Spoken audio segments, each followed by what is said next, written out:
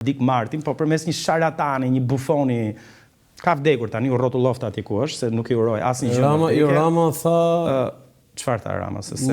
Mos ta ketë në qetësi shpirtin Dick Martin. Po, malin duket si tip, sepse ka, me fjalë, nga një raport i sponsorizuar, i mbështetur nga disa eksponent në Asamblen Parlamentare të Këshillit Evropës, por në tutelën e shokut të Epsteinit, krye pedofilit, që po mbizotron mediat botërore për javësh, ish sekretari i përgjithshëm i Këshillit Evropës, Thorbjørn Jagland. Ky është, Po ky ka qenë sekretari i përgjithshëm. Shoku i Epstein? Po pra, ky që i doli emri dhe thot, jam në Tiranë, thot, ka goca të bukura në Tiranë. Tani, nëse nuk hetohet nga autoritetet shqiptare se me kë ka ngrënë ky robi, se shoku i pedofilit pedofilje. Më thuaj me kërrit, të them kush je, më vjen keq. Pa diskutim. Sot jemi edhe në një breaking news, besoj ju, nuk e di a e keni përmendur në emisionin tuaj. Po?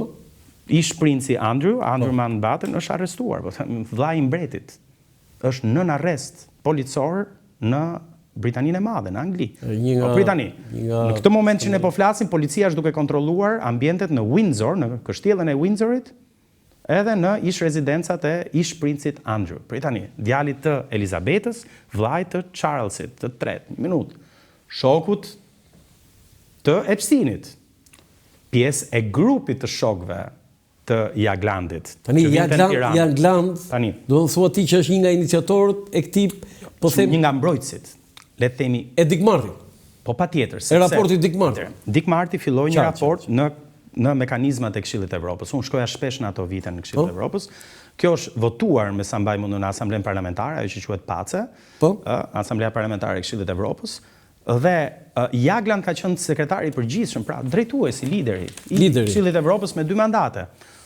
Përflitej si kukull ruse në korridoret e Këshillit Evropës. Tani ti ke thënë ke bërë deklarat shumë të fortë para disa ditësh. Unë mendoj që Rama, dhe tani të kalojmë tek pyetja juaj. Pra çfarë duhet bëj Rama?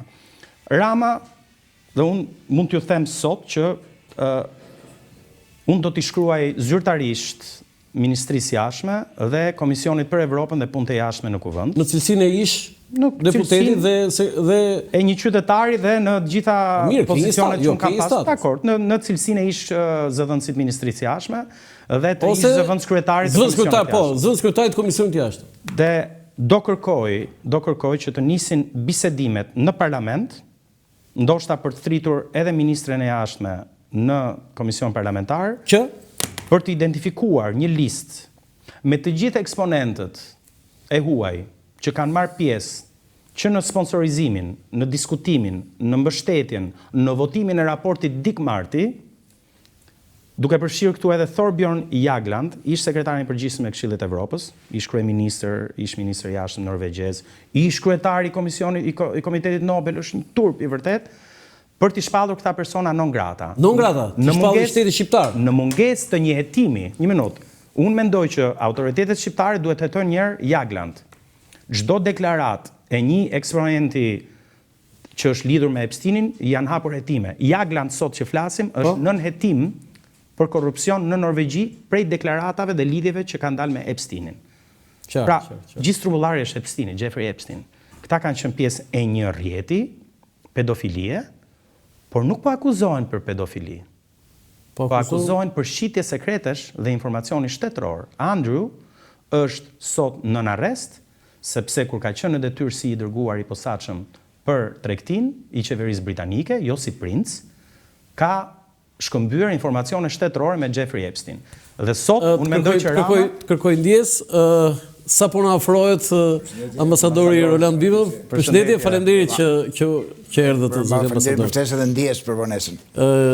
Ju falenderoj shumë dhe e çmoj dhe vlerësoj shumë. Zoti ambasador, si e shikuat vizitën dhe fjalimin, veçanërisht fjalimin e kryeministit Rama në Institutin e Bordit të Paqes? E prisit që ai të përmendte UÇK-n, do të thënë është një lloj dalje nga tema, po që ai shfrytëzoi?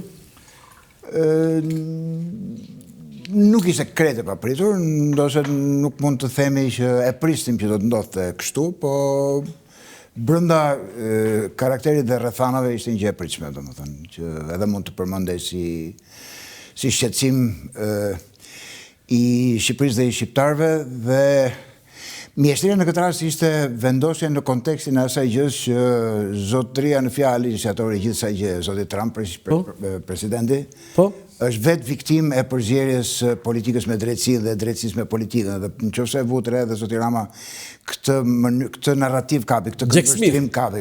E lidhi me Jack Smith. Ajo ishte lidhja. Ajo ishte lidhja dhe në përgjithësi zoti Trump ankohet gjithë jetën si gjithë ata që nuk i kam punët mirë me drejtësinë, që drejtësia ja ka me të pabes, domethënë është politika ajo që ka kurdisur drejtësinë kundër tij. Pra, jemi në kufit e asaj legales me ilegalen, sepse praktikisht zoti Trump për i vërtetës është shpallur fajtor në 34 akuza për të cilat nuk ka shpëtim më, se është vërtetuar fajësia.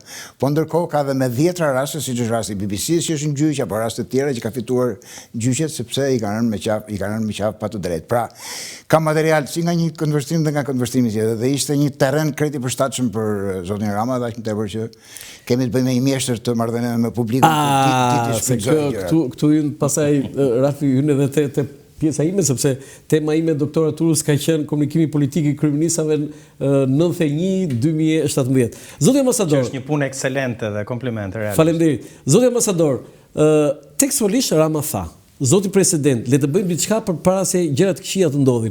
Madje dhe kjo fraza ishte si fjalori i Donald Trump. Je dakord? Po, ndërkohë... Si ishte kjo fjali? E zgjedhur?